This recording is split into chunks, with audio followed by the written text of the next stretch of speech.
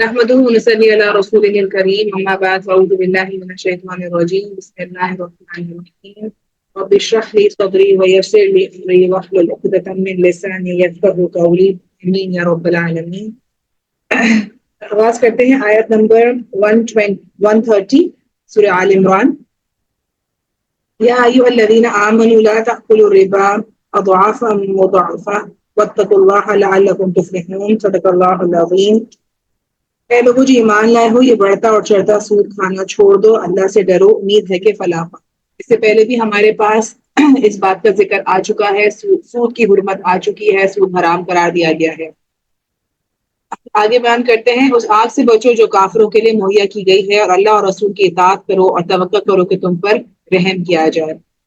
اگر آپ اطاعت کریں گے اللہ اور اس کے رسول کی، یعنی کہ ہم اس بات پر ایمان لائیں گے کہ جو کچھ اللہ تعالیٰ نے ہمیں حکم دیا ہے وہ ہمیں کرنا ہے، یعنی کہ ہمیں سود سے دور رہنا ہے، تو ہم اس آگ سے بھی بچ سکیں گے. دوڑ کر چلو اس راہ پر جو تمہارے رب کی بخشش اور اس کی جنت کی طرف جاتی ہے، جس کی وسعت زمین اور آسمان جیسی ہے، اور وہ ان خدا ترس لوگوں کے لیے مہیا کی گئی ہے جو ہر حال میں اپنا معاش خرچ کرتے ہیں، خواہ بدحال ہوں یا خوشحال ہوں، جو غصے کو پی جاتے ہیں اور دوسروں کے قصور معاف کر دیتے ہیں. یہ بتایا گیا ہے کرنے کا کام ہمیں کیا کرنا ہے. وَسَارِعُوا إِلَى الْمَغْفِرَةِ، مغفرت کی طرف میں بھاگنا ہے. مِن رَبِّكُمْ وَجَنَّةٍ عَرْضُهَا السَّمَاوَاتُ وَالْأَرْضُ أُعِدَّتْ لِلْمُتَّقِينَ. متقی کا بار بار ذکر اس سے پہلے بھی آیا. وہ چیز، وہ جنت جو متقیوں کے لیے پیدا کی گئی ہے. اور بھی بتایا گیا کہ جو لوگ وہ ہیں جو لوگ خرچ کرتے ہیں اللہ کی راہ میں، چاہے وہ تنگی میں ہو چاہے وہ خوشحال ہو. اور کون ہے ہمارے لیے بیسٹ؟ آج کل ہم اکثر سنتے ہیں اینگر مینجمنٹ، والکاظمین الغیظ، اور اپنے غصے کو پی جانے. قرآن میں بھی اس کا ذکر آیا ہے، والقاظمین الغیظ والعافین عن الناس، یعنی کہ وہ لوگوں کے قصور معاف کرتے ہیں اور اپنے غصے کو پی جاتے ہیں. اور یہ وہی لوگ ہیں جس کو اللہ تعالیٰ پسند فرماتے ہیں، اللہ تعالیٰ کو بہت محبوب. اور جن کا حال یہ ہے کہ اگر کبھی کوئی فحش کام ان سے ہو جاتا ہے یا کسی گناہ کا ارتکاب کرتے ہیں تو وہ اپنے اوپر ظلم کر بیٹھتے ہیں، تو فوراً انہیں اللہ تعالیٰ یاد آ جاتا ہے. یعنی ظلم کرتے ہیں، گناہ کرتے ہیں، تو فوراً یاد آ جاتا ہے اور اس سے وہ اپنے قصوروں کی معافی مانگتے ہیں. کیونکہ اللہ کے سوا کون ہے جو گناہ معاف کر سکتا ہو؟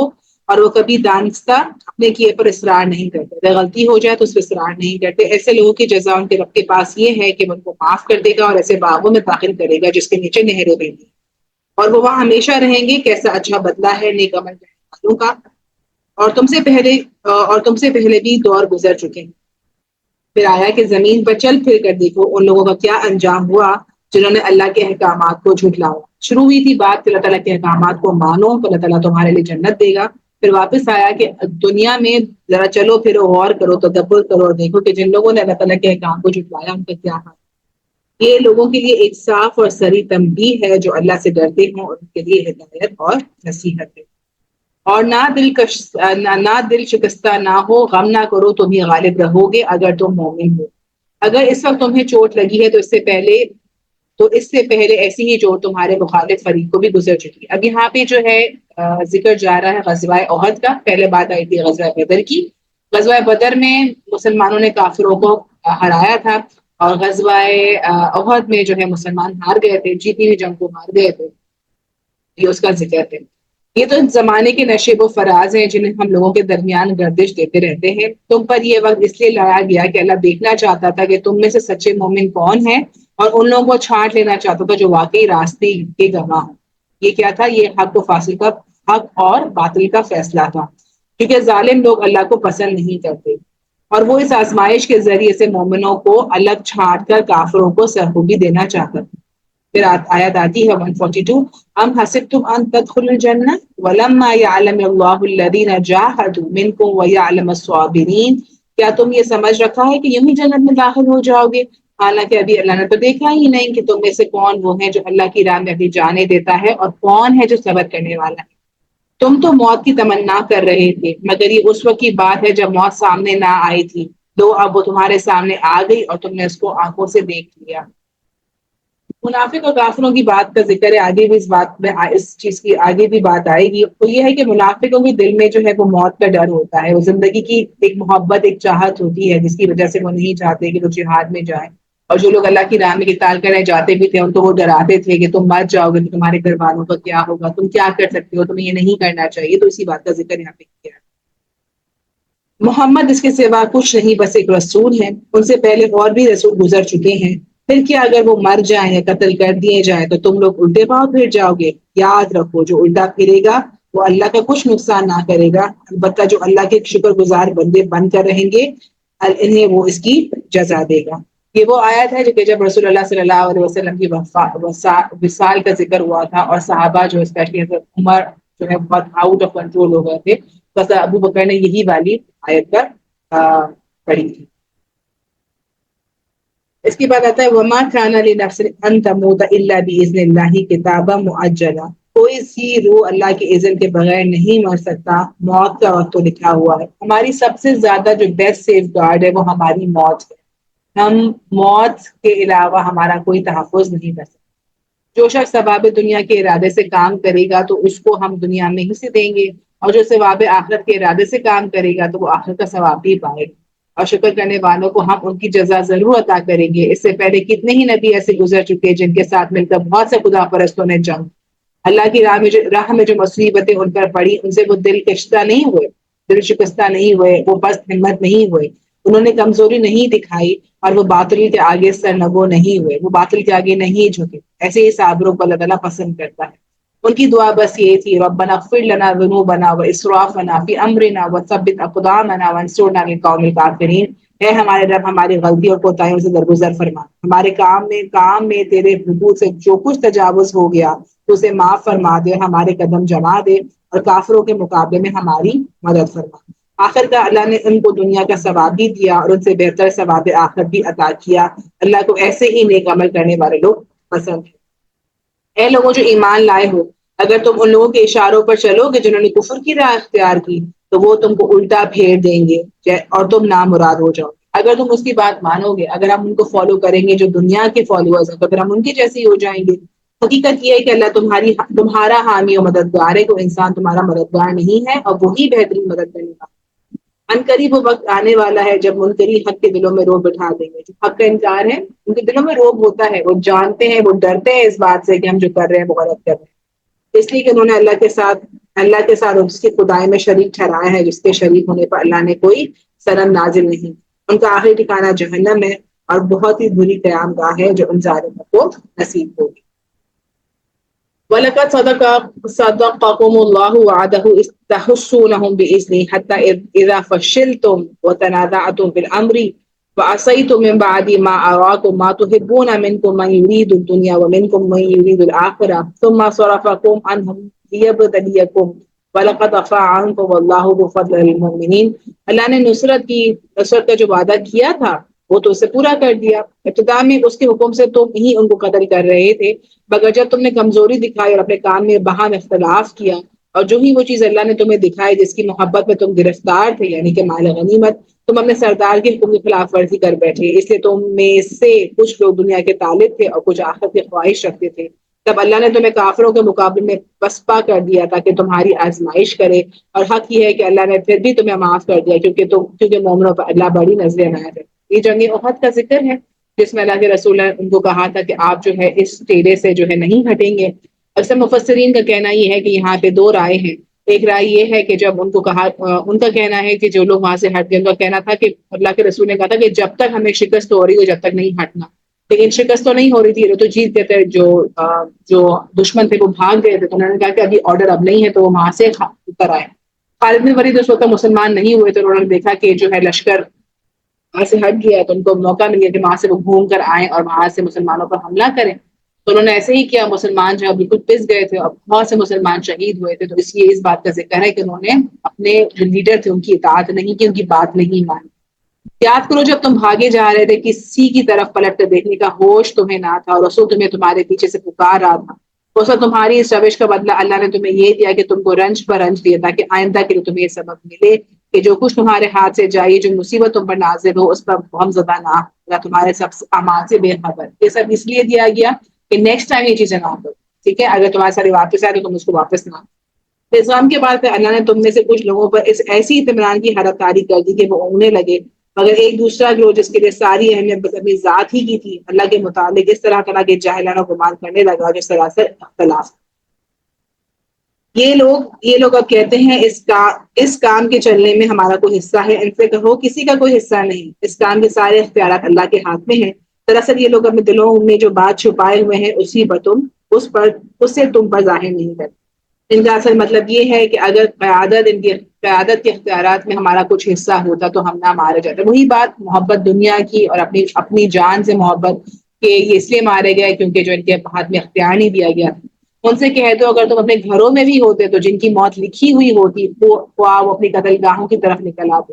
اور یہ معاملہ جو پیش آیا تو اس لیے تھا کہ جو کچھ تمہارے سینوں میں پوشیدہ ہے اللہ اسے آزما لے، اور جو گھور تمہارے دلوں میں ہے وہ چھانٹ دے. اللہ تعالیٰ دلوں کے ہاتھ ٹوٹ جائے. تم میں سے جو لوگ مقابلے کے دن پیٹ پھیر گئے تھے ان کی اس لغزش، ان کی غلطی کا سبب یہ تھا کہ ان کے بعض کمزوریوں کی وجہ سے شیطان نے ان کے قدم ڈگمگا دیے تھے. اللہ نے انہیں معاف کر دیا. اللہ بہت درگزر کرنے والا اور بردبار. وہی بات ہوئی کہ جب جنگ کا فیصلہ ہوا یہ لوگ احد کی طرف نکل گئے. منافق کا ایک گروہ جو تھا وہ اپنے لوگوں کو لے کے نکل گیا، ہم نہیں جائیں گے. اور دوسرے لوگوں کو بھی کہا کہ تم یہ جو جا رہے ہو تو تم اپنی ذات پر ظلم کر رہے ہو، تم مر جاؤ گے، تم قلیل ہو، تمہیں یہ ہو جائے گا، تمہیں وہ ہو جائے گا. تو بار بار یہ بات یہاں پہ واضح کر دی جا رہی ہے کہ موت جو ہے وہ سب سے بڑی ہماری محافظ ہے. اور اگر تمہاری موت کا وقت آ جاتا تو تم چاہے گھروں کے اندر بھی ہوتے تو اس وقت تم نکل کر باہر آتے اور تمہاری موت ہو جاتی. اس سے پہلے جو بات ہوئی تھی ایک ان کو اونگ آئی تھی. اس کا یہ ہے کہ اس وقت جو لشکر اسلام جو تھا اس میں جو ابو طلحہ تھے جو اس جنگ میں شریک تھے، انہوں نے کہا کہ جب یہ سارا واقعہ پیش آیا اور بھگدڑ مچ گئی اور اس کے بعد کیا ہوا کہ اللہ تعالیٰ نے ان سب پر ایک اونگ طاری کر دی. ایک ایسا غلبہ ہوا کہ تلواریں ان کے ہاتھوں سے چھوٹ گئیں اور وہ ریلیکسیشن موڈ پہ چلی. تو ان میں سے جو لوگ مقابلے کے دن پیٹ پھیر گئے ان کی غلطی کا سبب یہ تھا کہ ان کی کمزوری کی وجہ سے شیطان نے ان کے قدم ڈگمگا دیے تھے. اللہ نے معاف کر دیا. اللہ بہت درگزر کرنے والا معاف. اے لوگوں جو ایمان لائے ہو کافروں کی سی باتیں نہ کرو جن کے عزیز و اقارب اگر کبھی سفر پہ جاتے یا جنگ میں شریک ہوتے اور ان کے اور کسی حادثے سے دوچار ہو جاتے تو وہ کہتے اگر وہ ہمارے پاس ہوتے تو ہم نہ مارے جاتے اور نہ کرتے. اگر یہ بات ہم اپنے اوپر بھی رکھے تو ہم بھی یہی کہتے ہیں اگر اس وقت نہ نکلتا تو اس کی موت نہیں. یہ ہمارے ہاتھ میں ہے ہی نہیں. موت کا وقت مقرر ہے. جب موت لکھی ہوتی ہے وہ موت واقع ہونی. ہمارے یہ سب کہنے سے کچھ نہیں. اللہ اس قسم کی باتوں کو ان دلوں میں حسرت کا سبب بنا دیتا ہے، ورنہ دراصل مارنے اور جلانے والا تو اللہ ہی ہے اور تمہاری تمام حرکت پر وہی نگران. اگر تم اللہ کی راہ میں مارے جاؤ یا مر جاؤ تو اللہ کی جو رحمت کا بخشش تمہارے حصے میں آئے گی وہ ان ساری چیزوں سے زیادہ بہتر ہے جنہیں یہ لوگ جمع کرتے. تم مرو یا مارے جاؤ بہرحال تم سب کو سمجھ کر اللہ ہی کی طرف جاؤ. اے پیغمبر یہ اللہ کی بڑی رحمت ہے، تم ان کے لیے نرم مزاج واقع ہوئے. فبما رحمت من اللہ لنت لهم. آپ نرم تھے، آپ آرام سے بات کرنے والے تھے، آپ سافٹ اسپوکن تھے اور یہ اللہ تعالیٰ کی رحمت تھی کہ آپ لوگوں کے ساتھ اس طریقے سے تھے. آپ سخت مزاج نہیں تھے اور نہ ہی آپ سکتے تھے. پھر تو سب تمہارے گرد و پیش سے چھٹ جاتا. اگر ایسا ہوتا تو کوئی بھی آپ کے قریب نہیں آتا، سب آپ سے دور ہو جاتا. ان کی قصور معاف کر دو اور ان کے حق میں دعائیں مغفرت کرو اور دین کے کام میں ان کو شریک مشورہ رکھو. اور پھر جب تمہارا عزم کسی راہ پر مستقیم ہو جائے تو اللہ پر بھروسہ کرو اور اللہ کو وہ لوگ پسند ہیں جو اسی پر بھروسہ کرتے. اللہ تمہاری مدد پر ہو تو کوئی طاقت تم پر غالب آنے والی نہیں، اور وہ تمہیں چھوڑ دیتے اس کے بعد کون ہے جو تمہارا مدد کرے. کسی نبی کا یہ کام نہیں ہو سکتا کہ وہ خیانت کر جائے، اور جو کوئی خیانت کرتا ہے تو وہ خیانت کرتا ہے سمیت. قیامت کے روز وہ حاضر ہو جائے گا اور پھر ہر شخص کو جو اس نے کمائی کی ہے وہ پورا اس کو اجر دیا جائے گا اور کسی پر کوئی بھی ظلم نہیں ہے. بھلا یہ کیسے ہو سکتا ہے کہ جو شخص ہمیشہ اللہ کی رضا پر چلنے والا ہو وہ شخص کے کام کرے جو اللہ کے غضب میں گر گیا ہو اور جس کا آخری ٹھکانہ جہنم ہو جو بدترین ٹھکانہ. اللہ کے نزدیک دونوں قسم کے آدمیوں میں جہاں فرق ہے وہ اللہ سب کے اعمال پر نظر. اہل ایمان پر اللہ نے بہت بڑا احسان کیا کہ ان کے درمیان خود انہی میں سے ایک پیغمبر اٹھایا جو ان کی آیات کو سناتا تھا، ان کی زندگیوں کو سنوارتا تھا اور ان کو کتاب و دانائی کی تعلیم دیتا تھا. حالانکہ اس سے پہلے یہ لوگ سری گمراہی کے اندر تھے. یہ تمہارا کیا حال ہے کہ جب تم پر مصیبت آتی ہے تو کہتے ہیں یہ کہاں سے آ گئی ہے، حالانکہ جنگ بدر میں اس سے دگنی مصیبت تمہارے سامنے آئی تھی اور تمہارے خلاف تمہارے مخالف تھے اور تم ان سے کمتر تھے چیزوں میں. اے نبی صلی اللہ علیہ وسلم ان سے کہہ دو یہ مصیبت تمہاری اپنی لائی ہوئی ہے. اللہ ہر چیز پر قادر ہے اور جو نقصان لڑائی کے دن تمہیں پہنچا وہ اللہ کے اذن سے ہی تھا.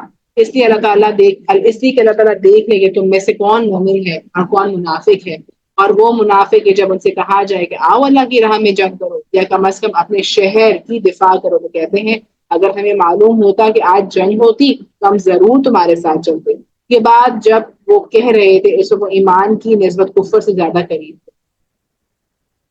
وہ اپنی زبانوں سے وہ باتیں کہتے تھے جو ان کے دلوں میں نہیں ہوتی، اور جو کچھ وہ دلوں میں چھپاتے تھے اللہ ان سے خوب جانتا۔ یہ وہی لوگ ہیں یہی وہ لوگ ہیں جو خود تو بیٹھے رہے اور ان کے بھائی بند لڑنے کے لیے گئے اور مارے گئے، ان کے متعلق انہوں نے کہہ دیا اگر وہ ہماری بات مان لیتے تو بالکل بھی نہ مارے جاتے۔ اگر تم ان سے کہو تم اپنے اس قول میں سچے ہو تو خود تمہاری موت جب آئے گی تم اسے ٹال کر دیکھا۔ مطلب اس کا یہی ہے کہ انسان جو ہے وہ صرف باتیں کرتا ہے کیونکہ اسے یہ کام نہیں کرنا، اسے آگے نہیں جانا ہوتا، اسے آگے نہیں بڑھنا، اور صرف یہ نہیں کہتا کہ میں آگے نہ بڑھوں، اس کا یہ کام ہوتا ہے کہ میرا کوئی بھائی بہن، میرا کوئی دوست، کوئی اگر آگے بڑھ جائے تو میں اس کو بھی پیچھے موڑ لوں، کیونکہ اگر میں نہیں کیا تو وہ بھی نہیں۔ یہاں پہ جو ہے جنگ احد کا ذکر ہے۔ جنگ احد میں لوگوں کی ڈیتھ بھی ہوئی تھی کیونکہ وہ جو ایک بندر مچ گئی تھی اس کی وجہ سے، اسی لیے وہ لوگوں کو کہہ رہے تھے کہ تم اگر ہماری بات مان جاتے تو تمہارے ساتھ یہ نہیں ہے۔ آیت نمبر 169 سورہ آل عمران، وَلَا تَحْسَبَنَّ الَّذِينَ قُتِلُوا فِي سَبِيلِ اللَّهِ أَمْوَاتًا بَلْ أَحْيَاءٌ عِندَ رَبِّهِمْ يُرْزَقُونَ فَرِحِينَ بِمَا آتَاهُمُ اللَّهُ مِنْ فَضْلِهِ وَيَسْتَبْشِرُونَ بِالَّذِينَ لَمْ يَلْحَقُوا بِهِمْ مِنْ خَلْفِهِمْ أَلَا خَوْفٌ عَلَيْهِمْ وَلَا هُمْ يَحْزَنُونَ۔ جو لوگ اللہ کی راہ میں قتل ہوئے انہیں مردہ نہ سمجھو، وہ تو حقیقت میں زندہ ہیں، اپنے رب کی طرف رس پا رہے ہیں۔ جو کچھ اللہ نے اپنے فضل سے انہیں دیا اس کا خوش و خرم ہے، مطمئن ہے۔ جو اہل ایمان ان کے پیچھے دنیا میں رہ گئے اور ابھی وہاں نہیں پہنچے ان کے لیے بھی کسی خوف اور رنج کا موقع، اور اللہ کے انعام اور ان کے فضل پر شاداں اور فرحان ہیں، خوش ہیں۔ جو اللہ تعالیٰ نے فیصلہ کیا وہ اس پر خوش ہیں، اور ان کو معلوم ہو چکا ہے کہ اللہ مومنوں کے اجر کو ضائع نہیں کرتا۔ وہی کرنے کا کام کہ ہم اللہ کی راہ میں کام کرنے نکل جائیں۔ ابھی تو ہم جہاد پہ نہیں جا رہے، ابھی ہم یہیں پر ہیں، لیکن دنیا میں جو کام ہمیں کرنے ہیں وہ ہم کر جائیں اور اللہ کے کاموں کو ہم ٹاپ پہ رکھیں، دنیا کے ہمارے کام خود ہی ہو جائیں۔ آج کی کلاس تھوڑا لیٹ سٹارٹ ہوئی، میں ڈاکٹر کے پاس تھی، صدر میں بیٹی کو لے کر گئی ہوئی تھی۔ یہی تھا کہ ساری باتیں پہنچنا کرنا، خیال آیا کہ کوئی بات لیٹ ہو گئی نہیں پہنچ سکی، لیکن کیا اللہ تعالیٰ کی چیز کو پرائیورٹی کی، ہر چیز ہو گئی، وہاں بھی ہو گیا، یہاں پہ تھوڑا سا لیٹ ہوا لیکن ایٹ لیسٹ ہو گیا۔ تو ہم اپنا مشن یہ رکھ لیں، اپنا موٹو یہ کر لیں کہ اللہ پہ جو کام ہے اگر ہم اس کو ٹاپ پہ رکھیں گے ہمارے سارے کام ہو جائیں گے۔ ایسے مومنوں کے اجر کو جنہوں نے زخم کھانے کے بعد بھی اللہ اور رسول کی پکار پر لبیک کہا، ان میں سے جو اشخاص نیکوکار اور پرہیزگار ہیں ان کے لیے بڑا اجر ہے۔ جن سے لوگوں نے کہا تمہارے خلاف بڑی فوجیں جمع ہوئی ہیں ان سے ڈرو، تو یہ سن کر ان کا ایمان اور بڑھ گیا اور انہوں نے جواب دیا ہمارے لیے اللہ ہی کافی اور وہی بہترین کا ساز۔ آخرکار وہ اللہ تعالیٰ کی نعمت اور فضل کے ساتھ پلٹ آئے اور ان کو کسی قسم کا ضر بھی نہیں پہنچا، اللہ کی رضا پر چلنے کا شرف بھی انہیں حاصل ہو گیا۔ اللہ بڑے فضل کا ماننے۔ اب تمہیں معلوم ہو گیا کہ وہ دراصل شیطان تھا جو اپنے دوستوں سے خواہ مخواہ ڈرا رہا تھا، لہٰذا آئندہ تم انسانوں سے نہ ڈرنا، مجھ سے ڈرنا اگر تم حقیقت میں صاحب ایمان۔ مقصد یہ ہے کہ جو آپ کے دلوں میں وسوسے ڈالتا ہے وہ شیطان ہے، آپ اس وسوسوں کو اگر آپ جھٹک دیں گے تو ڈیفینیٹلی آپ آگے بڑھ جائیں گے۔ اے پیغمبر صلی اللہ علیہ وسلم، جو لوگ آج کفر کی راہ میں بڑی دوڑ دھوپ کر رہے ہیں ان کی سرگرمیاں تمہیں غمگین نہ کر، یہ اللہ کا کچھ بھی نہیں بگاڑ سکیں گے۔ اللہ کا ارادہ یہ ہے کہ ان کے لیے آخرت میں کوئی حصہ نہ رکھے، اب بالآخر ان کو سخت سزا ملنے والی ہے۔ جو لوگ ایمان کو چھوڑ کر کفر خریدار بنے ہیں یقیناً اللہ کا کوئی نقصان نہیں کر رہے، ان کے لیے دردناک عذاب ہے، ان کے لیے دردناک عذاب تیار ہے۔ یہ ڈھیل جو ہم انہیں دیے جاتے ہیں اس کو یہ کافر اپنے حق میں بہترین نہ سمجھو۔ ہم تو انہیں اس لیے ڈھیل دے رہے ہیں کہ خوب بارے گناہ کا بوجھ سمیٹ ہے، پھر ان کے لیے سخت ذلیل کرنے والی سزا۔ موسٹلی کیا ہوتا ہے ہم لوگوں کو دیکھ کر ہم امپریس ہو جاتے ہیں، ہم کہتے ہیں کہ یار یہ سب کچھ کر رہے ہیں اس کے باوجود ان کے پاس سب کچھ ہے۔ اللہ تعالیٰ نے کہا کہ آپ ان سے امپریس نہ ہو، ان کو دنیا میں سب کچھ دیا جا رہا ہے، ان کا بوجھ بڑھایا جا رہا ہے تاکہ آخرت میں پھر ان کے لیے کوئی حصہ باقی نہیں رہے گا۔ اللہ مومنوں کو اس حالت میں ہرگز نہ رہنے دے گا جس میں تم لوگ اس وقت پائے جاتے ہیں۔ وہ پاک لوگوں کو ناپاک لوگوں سے الگ کر کے رہے گا، مگر اللہ کا طریقہ یہ نہیں ہے کہ تم لوگوں کو غیب پر مطلع کرو۔ ٹھیک ہے، آپ ایسے نہیں رہو گے، آپ مکس اس میں نہیں رہو گے، آپ برے لوگوں کے ساتھ نہیں رہو گے، آپ کو اللہ تعالیٰ پاک کرے گا، آپ کو اس میں سے باہر لے کر آئے گا۔ مگر اللہ کا طریقہ یہ نہیں کہ تم لوگوں غیب پر مطلع کر دے۔ غیب کی باتیں بتانے کے لیے تو وہ اپنے رسولوں میں سے جس کو چاہتا ہے منتخب کر لیتا ہے، لہٰذا اللہ اور اس کے رسولوں پر ایمان رکھو، اگر تم ایمان اور خدا ترسی کی روش پر چلو گے تو تم کو بہت بڑا اجر ملے گا۔ اگر ہم اللہ اور اس کے رسول کی پیروی کریں گے ہم فلاح پا جائیں گے۔ سمپل رول ہے، اللہ کی اطاعت، رسول کی اطاعت، فلاح از اکول ٹو فلاح۔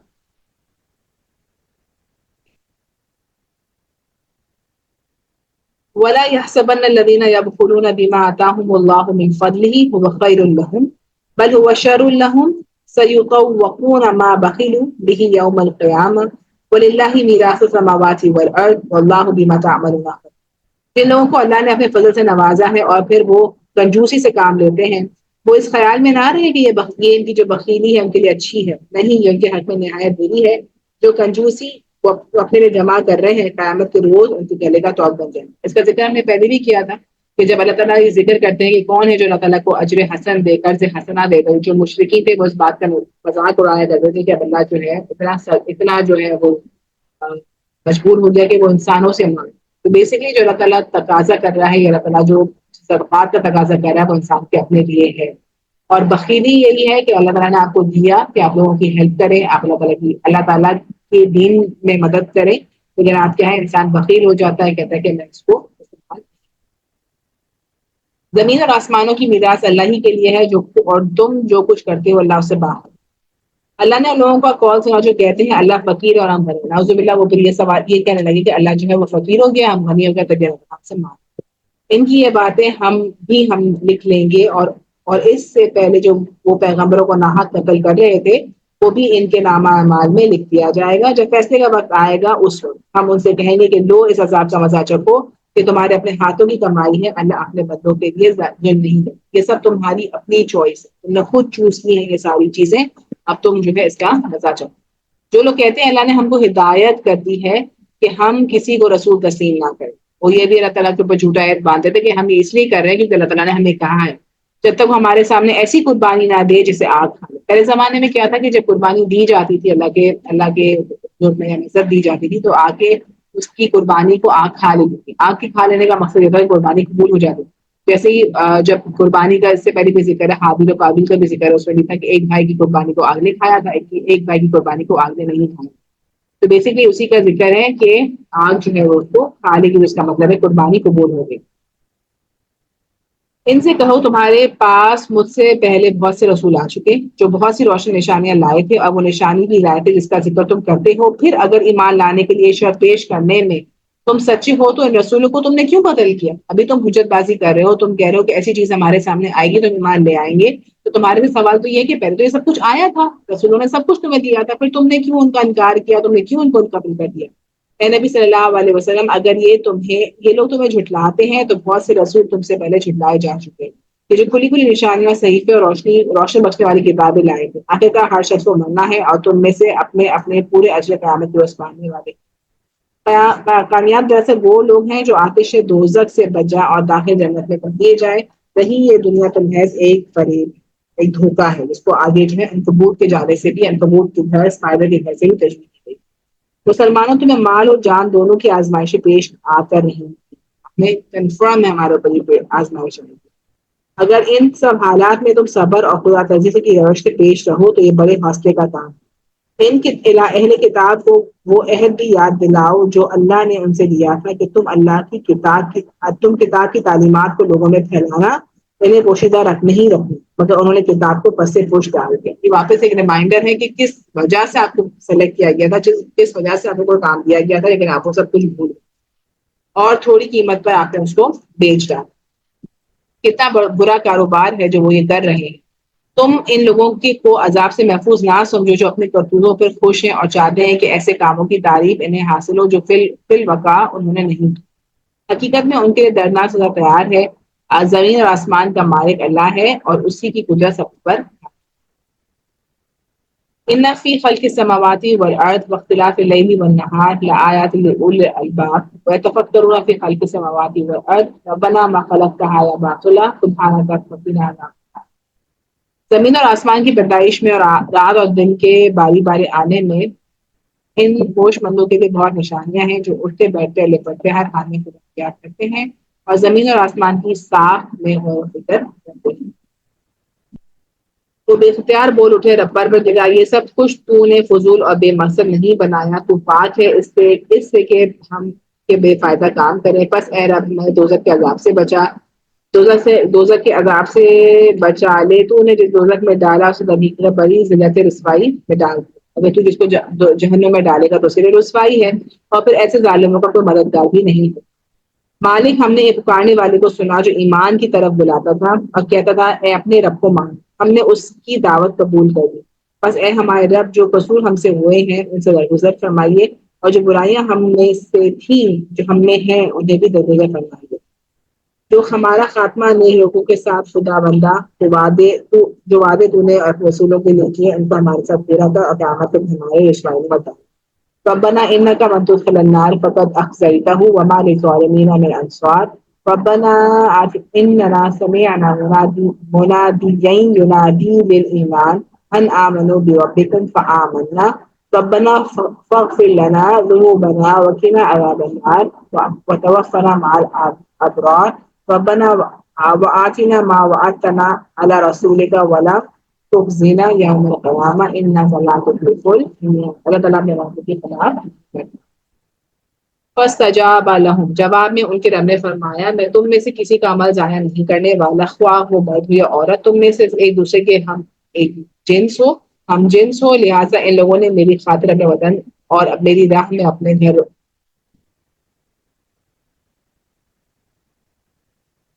جو میری راہ میں اپنے گھروں سے نکالے گئے اور ستائے گئے میرے لیے لڑے اور مارے گئے ان سب کے قصور میں معاف کر دوں گا اور انہیں ایسی باغوں میں داخل کروں گا جس کے نیچے نہریں بہتی ہیں، یہ ان کی جزا ہے اللہ کے یہاں اور بہترین جزا ہے۔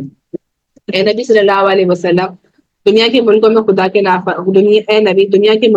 کے نافرمان لوگوں کی چلت پھرت تم سے دھوکے میں نہ محض چند روزہ کی زندگی کا تھوڑا سا لطف ہے کہ یہ سب جہنم میں جائیں گے جو بدترین قرار ہے، برس اس کے لوگ اپنے رب سے ڈرتے ہوئے زندگی بسر کرتے ہیں، ان کے لیے باغات نیچے نہریں بہتی ہیں، ان باغوں میں سے ہمیشہ رہیں گے، اللہ کی طرف سے سامان ہے ضیافت ان کے لیے جو کچھ اللہ کے پاس لیکن نیک لوگوں کے لیے ہے وہی سب سے بہتر ہے۔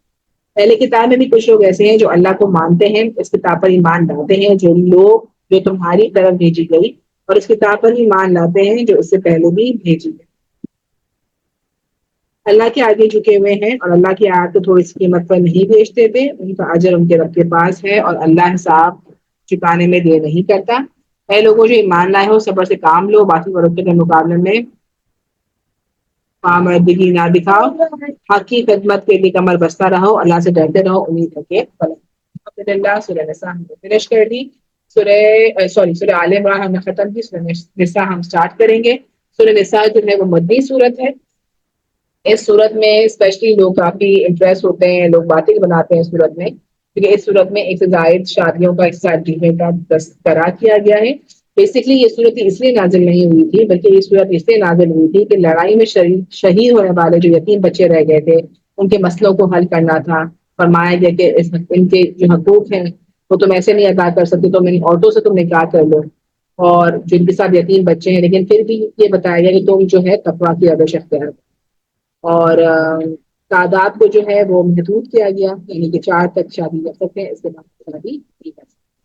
اعوذ باللہ من الشیطان الرجیم، بسم اللہ الرحمن الرحیم، سورۃ النساء یا ایھا الناس اتقوا ربکم الذی خلقکم من نفس واحدہ وخلق منها زوجها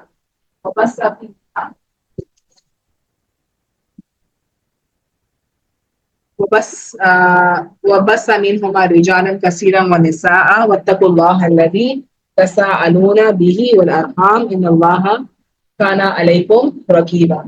اللہ کے نام سے جو بڑا مہربان اور نہایت فرمانے والا ہے، لوگوں اپنے رب سے ڈرو جس نے تم کو ایک جان سے پیدا کیا اور اسی جان سے اس کا جوڑا بنایا اور ان دونوں سے بہت سے مرد اور عورت دنیا میں پھیلا دیے۔ اس خدا سے ڈرو جس کا واسطہ دے کر تم ایک دوسرے سے اپنا حق مانگتے ہو، اور رشتہ قرابت کے تعلق کو بگاڑنے سے پرہیز کرو، یقین جانو اللہ تم پر نگران ہے۔ کیا بات اس میں کی گئی ہے؟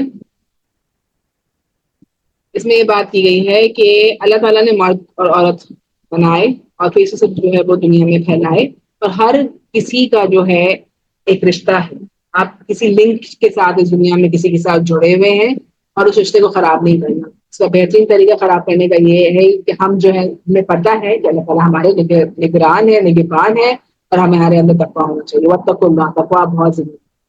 یتیموں کے مال ان کو واپس دو، اچھے مال کو برے مال سے نہ بدلو اور ان کے مال اپنے مال کے ساتھ نہ ملا کر کھا جاؤ. یہ بہت بڑا یتیموں کی بات آ گئی کہ کس طریقے سے ان کے مال کی سیکورٹی ہے. اور اگر تم کو اندیشہ ہو کہ یتیموں کے ساتھ انصاف نہ کر سکو گے تو جو عورتیں تم کو پسند آئے ان میں سے دو دو تین تین چار چار کے نکاح سے نکاح کر لو. لیکن اگر تمہیں اندیشہ ہو کہ ان کے ساتھ عدل نہ کر سکو گے تو پھر ایک ہی بیوی یا ان عورتوں کو زوجیت میں لاؤ جو تمہارے قبضے میں آئی ہیں. بے انصافی کے سے بچنے کے لیے زیادہ قریب سچائی.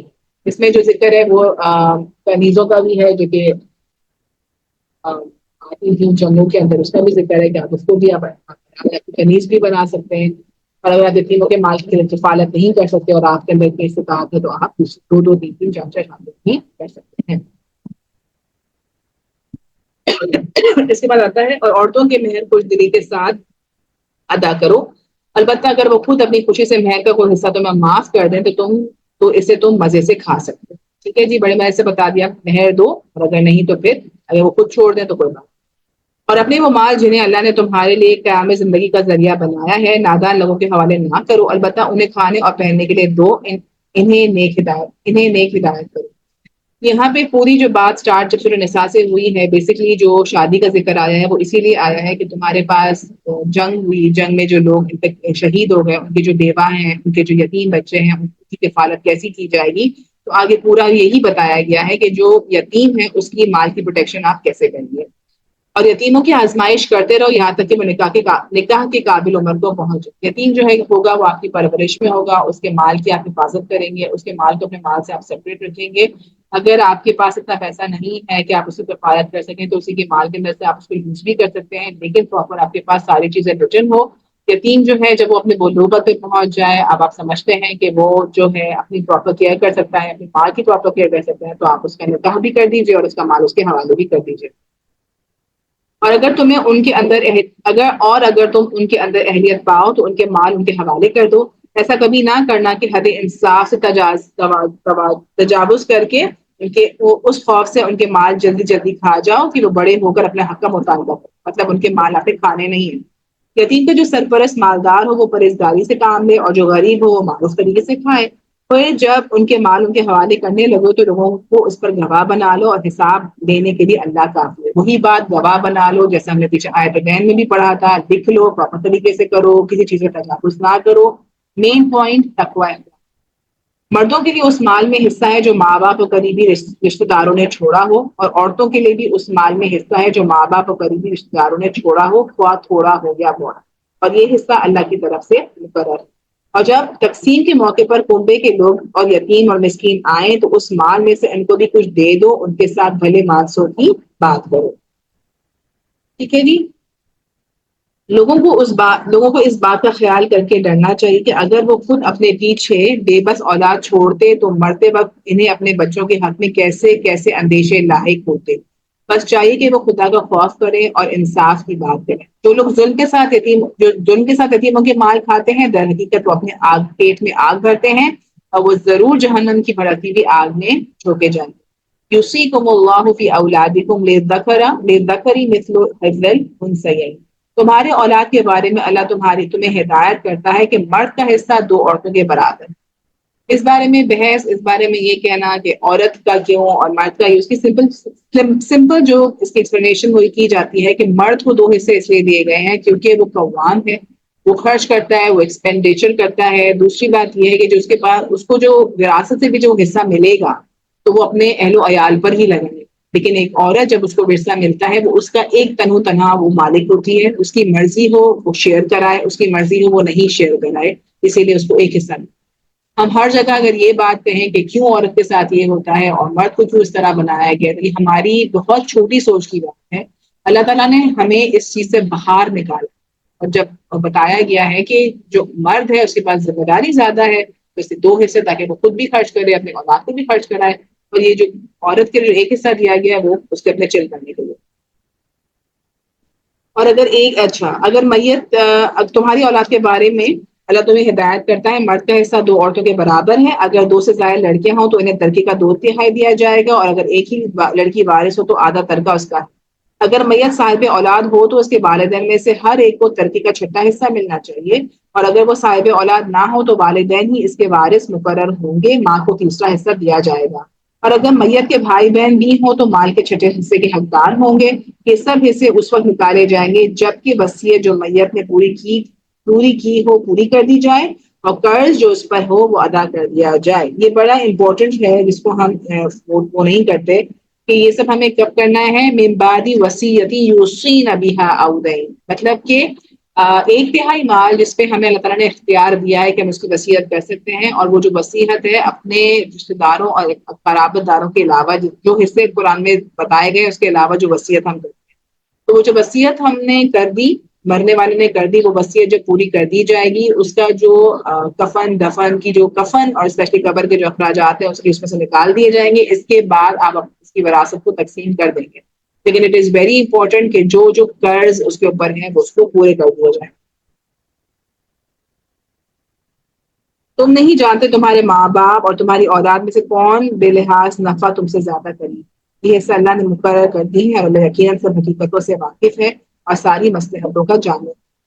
اور تمہاری بیویوں نے جو کچھ چھوڑا ہو اس کا آدھا حصہ تمہیں ملے گا اگر وہ بے اولاد ہے، ورنہ اولاد کی ہونے کی صورت میں ترکے کا 1/4 حصہ تمہارا، جبکہ وصیت جو انہوں نے کی ہو پوری کر دی جائے، اور قرض جو انہوں نے چھوڑا ہو اسے ادا کر دیا جائے، اور جو تمہارے ترکے میں سے 1/4 کی حقدار ہوگی، اور اگر تم بے اولاد ہو ورنہ صاحب اولاد ہونے کی صورت میں ان کا حصہ 8واں ہوگا، بعد اس کے کہ جو وصیت تم نے کی ہو وہ پوری کر دی جائے، اور جو قرض تم نے چھوڑا ہو وہ ادا کر دے۔ دس از دا موسٹ امپورٹنٹ پوائنٹ۔ اور اگر وہ مرد یا عورت جس کی میراث تقسیم طلب ہے بے اولاد بھی ہو اور اس کے ماں باپ بھی زندہ نہ ہو، مگر اس کا ایک بھائی یا ایک بہن موجود ہو، تو بھائی اور بہن ہر ایک کو 6واں حصہ ملے گا، اور بھائی بہن ایک سے زیادہ ہوں تو کل ترکے کا 1/3 میں سے وہ سب شریک ہوں گے، جبکہ جو وصیت پوری کی گئی ہو وہ پوری کر دی جائے، اور قرض جو میت نے چھوڑا ہو اسے ادا کر دیا جائے، بشرطے کہ وہ ذرا رسانہ ہو۔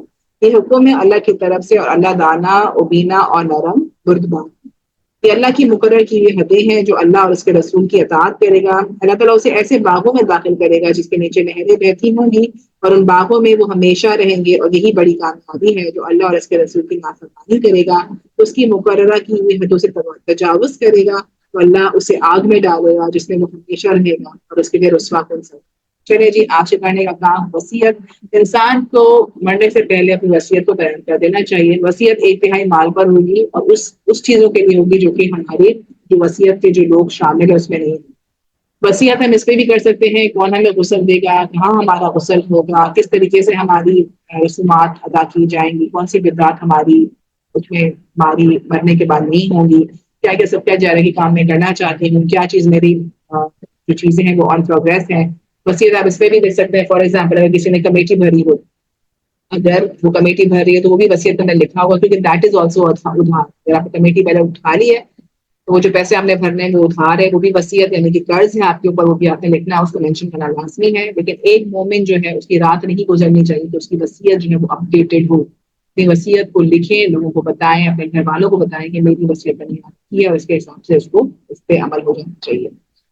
یہ اللہ کی مقرر کی ہوئی حدودیں ہیں، جو اللہ اور اس کے رسول کی اطاعت کرے گا اللہ اسے ایسے باغوں میں داخل کرے گا جس کے نیچے نہریں بہتی ہوں گی، اور جو بڑی کامیابی ہے، اور جو اسے تجاوز کرے گا اس کے لیے تمہاری اچھا اس میں آتا ہے۔ اس کے بعد آیت نمبر 15 سورۃ النساء، واللاتی یأتین الفاحشۃ من نسائکم واستشہدوا علیہن أربعة منكم وإن شهدوا فأمسكوهن في البيوت حتى يتوفاهن الموت أو يجعل الله لهن سبيلا۔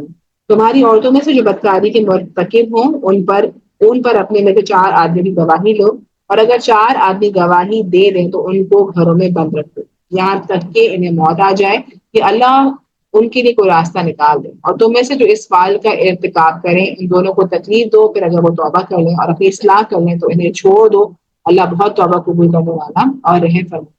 یہاں بات آ رہی ہے 4 گواہ۔ جو بھی برائی ہوتی ہے وہ کسی ایک بند جگہ پر ہوتی ہے، کہیں بھی آپ کو 4 گواہ نہیں، تو یہ اللہ تعالیٰ نے کتنی لیویج دی ہے کہ اگر ایسا کچھ ہو بھی جا رہا تو 4 گواہ پاسبل نہیں، اگر مل بھی جائے تو کیا ہے اس کو ایک جگہ پہ چھوڑ دو، اس کو بہت زیادہ پرومننٹ نہیں کرو، اس کو کہیں بہت زیادہ ہائی لائٹ نہ کرو، کیونکہ جتنا ہم برائی کا نشر کرتے ہیں، برائی کو پھیلاتے ہیں، برائی اور زیادہ ہوتی ہے۔ اس میں بھی یہ کہ اللہ تعالیٰ اس کے لیے راہ نکال دے گا، توبہ کریں گے، وہ دل سے توبہ کریں گے، ہمیں معاف کر دے گا۔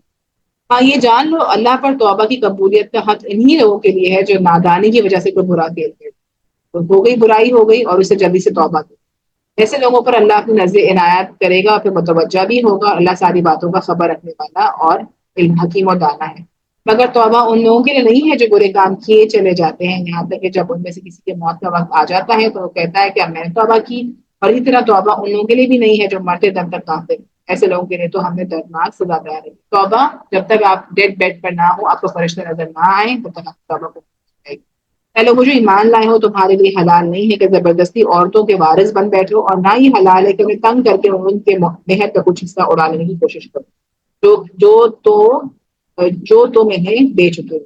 اگر وہ سری بچلنے کے مرتکب ہوں تو ضرور تمہیں تنگ کرنے کا حق ہے، اس کے ساتھ بھلے طریقے سے زندگی بسر کرو۔ اگر وہ تمہیں ناپسند ہو تو ہو سکتا ہے کہ ایک چیز تمہیں پسند ہو، مگر اللہ نے اسی میں بہت کچھ بنائے رکھی ہے۔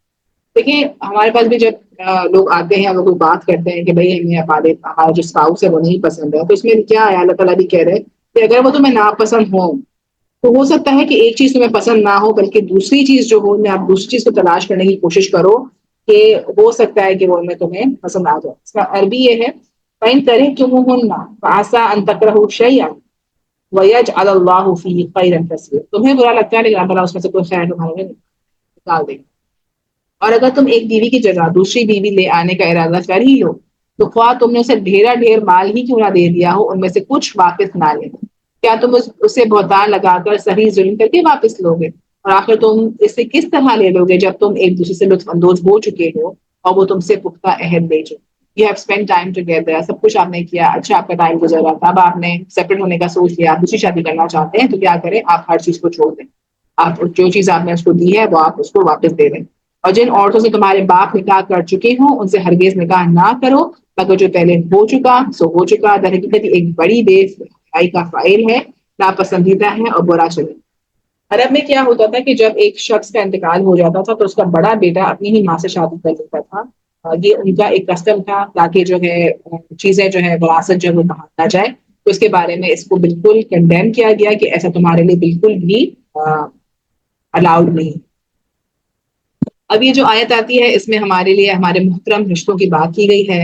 حرمت علیکم امہاتکم و بناتکم و اخواتکم و اماتکم و خالاتکم و بنات الاخ و بنات الاخت و امہاتکم اللاتی ارضعنکم و اخواتکم من الرضاعۃ و امہات نسائکم و ربائبکم اللاتی فی حجورکم من نسائکم اللاتی دخلتم بہن فإن لم تكونوا دخلتم بهن فلا جناح عليكم وحلائل أبنائكم الذين من أصلابكم وأن تجمعوا بين الأختين إلا ما قد سلف إن الله كان غفورا رحيما۔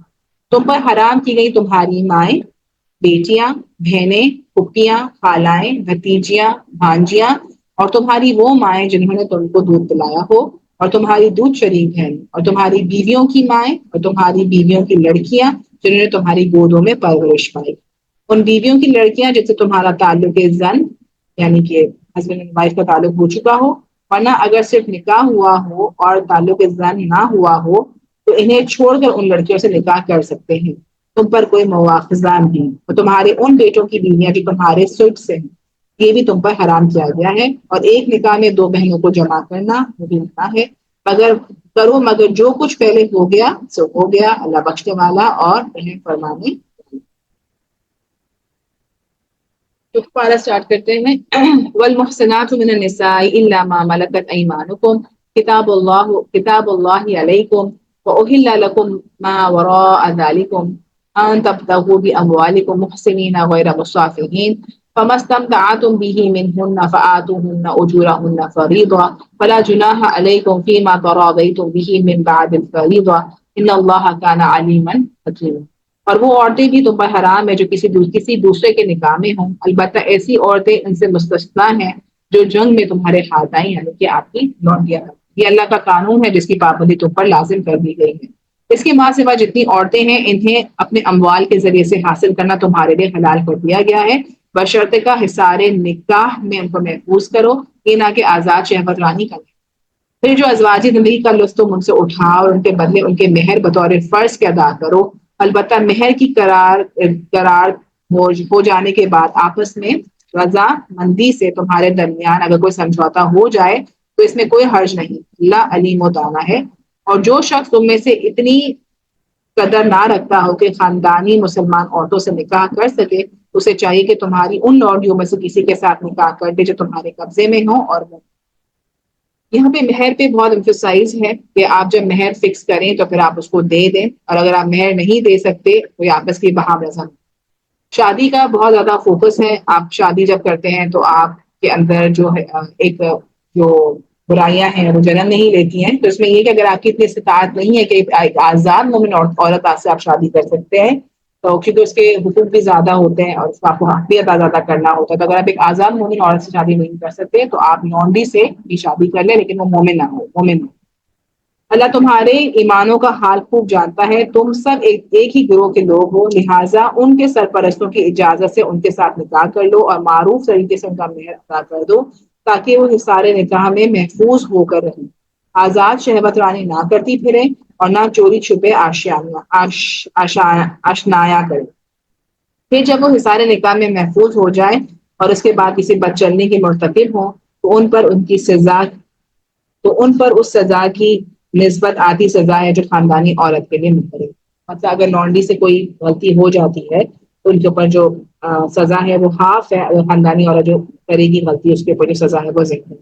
یہ سہولت تم میں سے ان لوگوں کے لیے پیدا کی گئی ہے جن کو شادی نہ کرنے سے بندے تقوی کا ٹوٹ جانے کا اندیشہ ہو، لیکن اگر تم صبر کرو تو تمہارے لیے بہتر ہے اور اللہ بخشنے والا رحم۔ اگر آپ شادی نہیں کر پا رہے اور آپ کے پاس لونڈیاں ہیں، کیونکہ اب نہیں ہے ہمارے پاس لونڈی کنیز کا یہ سارا معاملہ ختم ہو چکا ہے، لیکن اسکالرس کہتے ہیں کہ یہ سب واپس آئے گا کیونکہ اس کی بہت زیادہ ڈیٹیل آتی ہے، یہ ہو سکتا ہے کہ اینڈ وقت میں واپس آ جائے۔ تو ابھی تو یہ سب چیزیں ہمارے لیے بند ہو چکی ہیں، لیکن یہ بھی اس کے لیے تھا جو کہ نکاح نہیں کر سکتا تھا، نکاح ایک مومن عورت آزاد مومن عورت سے نکاح نہیں کر سکتا تھا، تو اس کے لیے تھا کہ وہ ایک غلام سے کنیز سے وہ شادی پہلے نکلے گی۔ اللہ چاہتا ہے تم پر ان طریقوں کو واضح کرے اور انہی طریقوں پر تمہیں چلائے جن کی پیروی تم سے پہلے گزرے ہوئے کرتے تھے، وہ اپنی رحمت کے ساتھ تمہاری طرف متوجہ ہونے کا ارادہ رکھتا ہے اور وہ علیم بھی ہے اور دانا بھی ہے۔ ہاں اللہ تو تم پر رحمت کے ساتھ توجہ کرنا چاہتا ہے، مگر جو لوگ خود اپنی خواہشات نفس کی پیروی کر رہے ہیں وہ چاہتے ہیں کہ تم راہ راست سے ہٹ جاؤ۔ اللہ تم پر سے پابندیوں کو ہلکا کرنا چاہتا ہے کیونکہ انسان کمزور ہے، وہ زیادہ پابندیوں میں رہ نہیں سکتا ہے، لیکن ہر جگہ ہمارے لیے آسانیاں کرتی ہے۔ اے لوگوں جو ایمان لائے ہو، بس آپس میں ایک دوسرے کے مال باطل طریقوں سے نہ کھاؤ، لین دین ہونا چاہیے آپس کی رضامندی سے۔ وہی بات آگے آیت بیان کی کہ ہم لوگوں کے مال نہ کھائیں، آپس کی رضامندی سے ہم یہ کام کریں، اور اگر ہم سے یہ ہو جاتا ہے، اگر ہم سے کبھی یہ ہو گیا ہے تو اس کی توبہ کریں اور چاہے جس طریقے سے پراپر اس کو کمپنسیٹ کر سکتے ہیں وہ کریں۔ اور اپنے آپ کو قتل نہ کرو، یقین مانو کہ اللہ تمہارے اوپر مہربان ہے۔ جو شخص ظلم و زیادتی کے ساتھ ایسا کرے گا اس کو ہم ضرور آگ میں جھونکیں گے، اور یہ اللہ کے لیے کوئی مشکل کام نہیں ہے۔ اگر تم ان بڑے بڑے گناہوں سے پرہیز کرتے رہو جن سے تمہیں منع کیا جا رہا ہے تو تمہاری چھوٹی موٹی برائیوں کو ہم تمہارے حساب سے ختم کر دیں گے اور تم کو عزت کی جگہ داخل کریں گے۔ چھوٹی جو ہماری برائیاں ہیں، چھوٹے جو گناہ ہیں، اللہ تعالیٰ نے ہمارے لیے کتنا ایزی بنا دیں گے۔ جب ہم وضو کرتے ہیں تو ہمارے چھوٹے سارے گناہ جو ہیں وہ چڑھ جاتے ہیں۔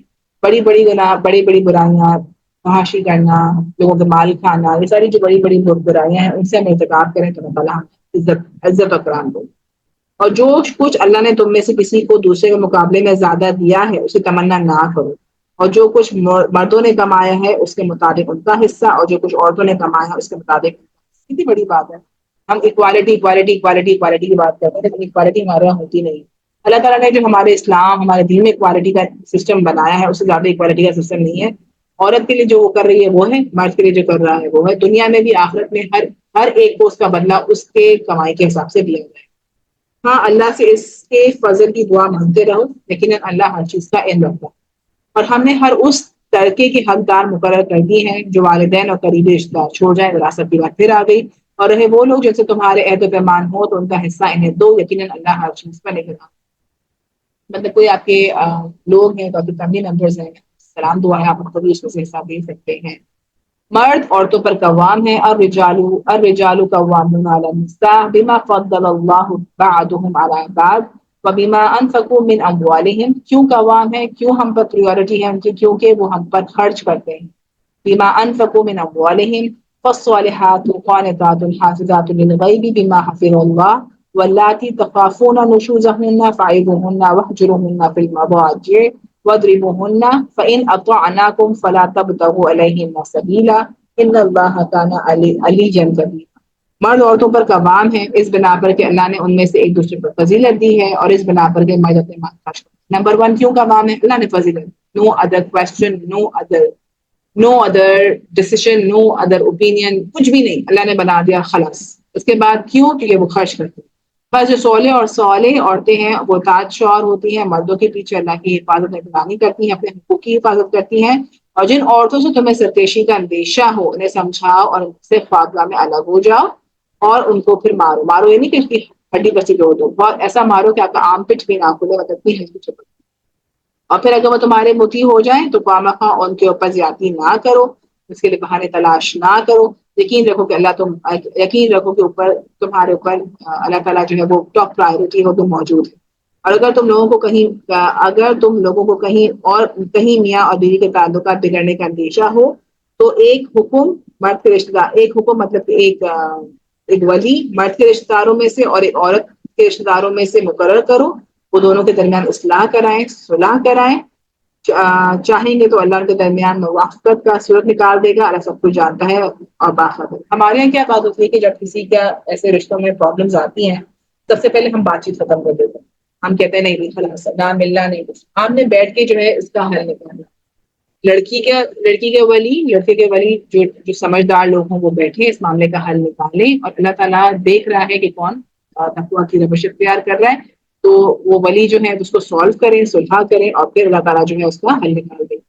اور تم سب اللہ کی بندگی کرو، اس کے ساتھ کسی کو شریک نہ بناؤ، ماں باپ کے ساتھ نیک سلوک کرو، نیک برتاؤ کرو، قرابت داروں، یتیموں اور مسکینوں کے ساتھ حسن سلوک سے پیش آؤ، اور پڑوسی رشتہ دار سے، اجنبی ہمسایوں سے، پہلو کے ساتھی اور مسافر سے، اور ان کی لونڈی غلاموں سے جو تمہارے قبضے میں ہو احسان کا معاملہ۔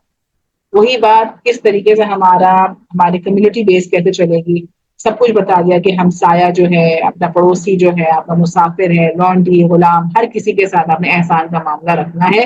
لیکن جانو اللہ کسی ایسے شخص کو پسند نہیں کرتا جو اپنے غرور میں اپنے آپ پر مغرور ہو کر وہ بھی فخر اور بڑائی کرے۔ اب اللہ تعالیٰ کو پسند ہی نہیں ہے کہ ہم پراؤڈ ہو جائیں، اللہ تعالیٰ کو پسند ہی نہیں ہے کہ ہم جو ہے مغرور ہو جائیں، ایسا اللہ تعالیٰ کو پسند ہی نہیں، فخر کرنا اللہ تعالیٰ کو پسند نہیں۔ اور ایسے لوگ بھی اللہ کو پسند نہیں جو کنجوسی کرتے ہیں اور جو دوسروں کو بھی کنجوسی کی ہدایت دیتے ہیں، اور جو کچھ اللہ نے اپنے فضل سے دیا ہے وہ چھپاتے ہیں۔ کنجوسی اللہ تعالیٰ کو پسند نہیں ہے، بخیلی پسند نہیں ہے، شاہ خرچی بھی پسند، اس کے درمیان ایسے کفران نعمت لوگوں کے لیے ہم نے رسوا کر عذاب مہیا کر رکھا ہے۔ اور وہ لوگ اللہ کو ناپسند ہے جو اپنے مال محض لوگوں کو دکھانے کے لیے خرچ کرتے ہیں، شو آف کرتے ہیں، اور درحقیقت اللہ پر ایمان رکھتے ہیں اور نہ روز آخرت پر۔ سچ یہ کہ شیطان جس کا رفیق ہو اسے بہت ہی بڑی رفاقت میں بری، مطلب اگر ہمارا جو ساتھی ہے، ہمارا جو فرینڈ ہے وہ شیطان ہے، ہم اس کی بات مان رہے ہیں، ہم اسی کی سن رہے ہیں، تو پھر اس سے زیادہ برا ہمارا فرینڈ نہیں ہے۔ آخر ان لوگوں پر کیا آفت آ جاتی ہے اگر یہ اللہ اور روز آخرت پر ایمان رکھتے اور جو کچھ اللہ نے دیا ان میں سے خرچ کرتے۔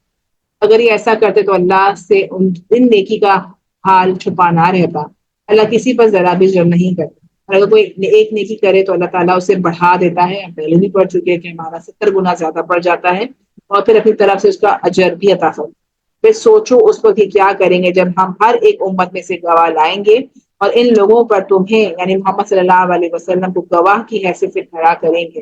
اس وقت وہ سب لوگ جنہوں نے رسول کی بات نہ مانی ہوگی اور اس کی نافرمانی کی ہوگی تمنا کریں گے کاش کہ زمین پھٹ جائے اور یہ سب کا سب کیا حال ہوگا۔ دنیا میں تم نے شو آف بھی کر لیا، اللہ تعالیٰ کے رسول کی بات بھی نہیں مانی، تو جب اللہ تعالیٰ کے رسول ہی ہمارے اوپر آگے گواہ بن جائیں گے تو اس وقت ہمارا کیا حال ہوگا۔ ہمیں اس چیز سے بچائے اور ہمیں نیک راہ پر چلے۔ اے لوگ مجھے ایمان لائے ہو جب تم نشے کی حالت میں ہو۔ یہ نشے کی حرمت آئی ہے، ہم نے پہلے بھی بات کی تھی۔ یہ کچھ آیتیں جو ہیں وہ لکھی بھی ہیں، وہ پڑھی جاتی ہیں لیکن پر عمل نہیں ہوتا۔ اور کچھ جو ہے وہ منسوخ بھی ہو گئی، کچھ ناسخ ہیں کچھ منسوخ ہے. تو انہیں میں سے یہ ہے کہ ہم پڑھتے ہیں لیکن یہ اس پر عمل نہیں ہوتا. اے لوگوں جی مان لائے ہو جب تم نشے کی حالت میں ہو تو نماز سے قریب نہ جاؤ. یہ فرسٹ اس کا احکام تھا شراب کی حرمت کا. اس میں تھا کہ تم نشہ تو کر رہے ہو لیکن جب تم نشہ کرو تو ایٹ لیسٹ نماز نہ ہو، کیونکہ جب وہ بہت عادی تھے الکوہل کے فوراً سے منع نہیں کیا. سیم میں ہمارے لیے سیکھنے کا کیا ہے کہ جب ہم اپنے اولاد کی تربیت کریں، ہم جب کوئی بھی انسٹیٹیوشن میں کسی بھی ادارے میں کام کریں، کسی کے ساتھ بھی کام کریں، فوراً سے کسی کو دو ٹوک منہ نہ کرو. پیار سے اسی طرح ہوتا ہے کہ تم یہ کر رہے ہو تو جب تم ایسے کرو تو ایسے نہیں کرو. جس طرح کا اگر تم نشے کی حالت میں ہو تو ایٹ لیسٹ نماز ہوگا، نماز سے قریب نہیں جاؤ. اب نماز ان کے لیے امپورٹنٹ تھی تو جب وہ نماز پڑھتے تھے تو وہ نشہ نہیں کرتے تھے. نماز اس وقت پڑھنی چاہیے جب تم کے جانو کہ کیا کہہ رہے ہو. یو شوڈ نو جب اس نیند میں نماز پڑھو گے ایٹ لیسٹ اپنی آنکھیں تم پوری کھولیں. اور اسی طرح جنابت کی حالت، ٹھیک ہے، نماز جو ہے جب آپ ناپاکی کی حالت میں ہوں گے تو آپ نماز نہیں پڑھیں گے. اسی طرح جنابت کی حالت میں بھی نماز کے قریب نہ جانا جب تک کہ تم غسل نہ کر لو الا یہ راستے سے گزرتے ہو. مطلب اگر آپ فار ایگزامپل مسجد کے درمیان سے آپ کا راستہ ہے تو مسجد میں تو آپ گزر سکتے ہو اگر آپ ناپاکی کی حالت میں ہو، لیکن آپ نماز نہیں پڑھ سکتے. اور اگر ایسا بھی ہو کہ تم بیمار ہو یا سفر میں ہو یا تم میں سے کوئی شخص جفا حاجت کر کے آئے یا تم نے عورتوں سے لمس کیا ہو یا اور پھر پانی نہ ملے تو پاک مٹی سے کام لو اور اس سے اپنے چہروں اور ہاتھوں کا مسا دو. تیمم کی آیت آ گئی، پانی میسر نہیں ہے تو آپ نے تیمم کر لیا. یہ نہیں ہے کہ آپ نے مہندی لگائی ہوئی تو نے تیمم کر لیا، آپ نے اپنے جو میک اپ کیا ہوا تو نے تیمم کر لیا. کچھ بہت سیویرٹی ہو تب آپ تیمم کر سکتے ہیں. بے شک اللہ نرمی سے کام لینے والا بخشش فرمانے والا ہے. تم میں سے لوگوں کو کبھی تم نے ان لوگوں کو بھی دیکھا جنہیں کتاب کا علم کا کچھ حصہ دیا گیا ہے، وہ خود دلالت کے خریدار بنے ہوئے اور چاہتے ہیں کہ تم بھی جہاں چھوڑ دو، گمراہ ہو جاؤ. اللہ تمہارے دشمنوں کو خوب جانتا ہے اور تمہاری حمایت اور مددگاری کے لیے اللہ ہی کافی ہے. جن لوگوں نے یہودیت کا طریقہ اختیار کیا ان میں سے کچھ لوگ ایسے ہیں جو الفاظ کو ان کے مقام سے پھیر دیتے ہیں اور دین حق کے خلاف برائی کرنے کے لیے اپنی زبانوں کو موڑ دیتے ہیں. سمیعنا کی سمیعنا و عصینا اور اسمع غیر مسمعین اور رائنا. حالانکہ اگر وہ کہتے سمیعنا و اطعنا اور اسمع اور انظرنا تو یہ انہی کے لیے بہتر تھا اور زیادہ راست بازی کا طریقہ تھا. پروفیٹ صلی اللہ علیہ وسلم جب کوئی واعظ لینے بیٹھتے تھے تو وہ کہتے تھے یقولون سمعنا وعصینا، وہ کہتے ہیں سنا ہم نے وعصینا نافرمانی کی. ٹھیک ہے، واسمع غیر مسمع، ٹھیک ہے، غور سے سنو، ایسا ہو ہی نہ کہ تمہیں نہ مطلب ان کو واپس ایکسکیوز کرنا چاہیے. اور فار ایگزامپل جب ان کو نہیں سمجھ آتا تھا تو وہ جو ہے رائنا ایک ورڈ تھا لیکن وہ اپنی زبانوں کو موڑتے تھے. اس کا مطلب ہوتا تھا او چرواہے. اس میں کہا گیا کہ غور سے سنو، تمہیں ایسا نہ ہو کہ تمہیں واپس ان کو ریپیٹ کرنے کے لیے کہا جائے. اور اگر تمہیں ایسا ہی ہوگا تمہیں واپس ریپیٹ کرنا ہو تو تم کہو ونظرنا وطعنا واسمع وانظر، تم کہو کہ ونظرنا ہماری طرف دیکھیے. یہ ان کے لیے بہتر تھا اگر وہ یہ کرتے لیکن انہوں نے ایسا نہیں کیا. مگر ان پر تو ان کی باطل پرستی کی بدولت اللہ کی پھٹکار پڑی ہوئی تھی، اس لیے وہ کبھی ایمان لاتے ہیں. ہے وہ لوگوں جنہیں کتاب دی گئی مان لو اس کتاب کو جنہوں نے نازل کی ہے اور جو اس کتاب کی تصدیق کو تائید کرتی ہے جو تمہارے پاس پہلے سے موجود تھی، یعنی کہ قرآن سے پہلے کی بات ہے. اس پر ایمان لے آؤ خبر اس کے کہ ہم چہرے بگاڑ کر پیچھے پھیر دیں یا ان کو اس طرح لانا زدہ کر دیں جس طرح سب والوں کے بعد ہمیں سب کا تھا. سیٹرڈے والا دن جو یہودیوں کو منع تھا کوئی بھی کام کرنا. کچھ دن اللہ تعالیٰ نے ان کے لیے آزمائش بھیجی، بہت ساری مچھلیاں جو ہیں وہ سیٹرڈے کو جمپ کرتی تھیں، وہ نظر آتی تھی، ان کا دل لگ جاتا تھا. انہوں نے کیا کیا سیٹرڈے فرائیڈے کا لوپ ہول بنایا. فرائیڈے کے وہ ہولز جو ہے وہ ڈک کر کے رکھتے تھے، پانی جب آتا تو مچھلیاں پھنس جاتی تھیں. سیٹرڈے کو وہ کام نہیں کرتے تھے، سنڈے میں سے کو نکال لیتے تھے. اللہ نے کیا کیا ان کو سور اور خنزیر بنا دیا. اور یاد رکھو اللہ کا حکم نافذ ہو کر رہتا ہے، بس اللہ بس شرک ہی کو معاف نہیں کرتا. اس کے ماں سے بعد دوسرے جس قدر گناہ گار ہیں جس کے لیے چاہتا ہے اسے معاف کر دیتا ہے. اللہ کے ساتھ جس نے کسی کو شریک ٹھہرایا اس نے تو بہت ہی بڑا جھوٹ کیا اور بڑے سخت گناہ کی بات. تم نے ان لوگوں کو بھی دیکھا جو اپنی پاکیزگی نفس کا دم بھرتے ہیں، حالانکہ پاکیزگی تو اللہ ہی ہے جسے چاہتا ہے عطا کرتا ہے. اور انہیں جو پاکیزگی نہیں ملتی وہ در حقیقت ان پر ذرا برابر بھی ظلم نہیں کیا جاتا. دیکھو تو صحیح اللہ ہی پر جھوٹ باندھتے ہیں اور اس کے لیے وہ رکتے بھی نہیں ہیں اور یہ ان کے لیے گناہ ہے جو وہ یہ کام کر رہے ہیں.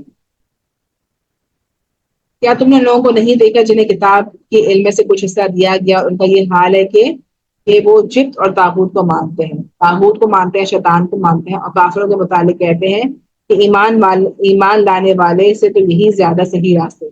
ایمان لانے والوں کو رانگ بولتے ہیں اور کافروں کو صحیح بولتے ہیں، کیونکہ وہ فالوورز ہیں طاغوت کے، شیطان کے۔ ایسے ہی لوگ جن پر اللہ نے لعنت کی ہے اور جس پر اللہ لعنت کر دے، پھر تم اس کے لیے کوئی بھی مددگار نہیں پاؤ گے۔ کیا حکومت میں سے ان کا کوئی حصہ ہے؟ اگر ایسا ہوتا تو یہ دوسروں کو ایک پھوٹی کوڑی تک نہ دیتے۔ پھر کیا یہ دوسروں سے اس لیے حسد کرتے ہیں کہ اللہ نے اپنے فضل سے نواز دیا ہے؟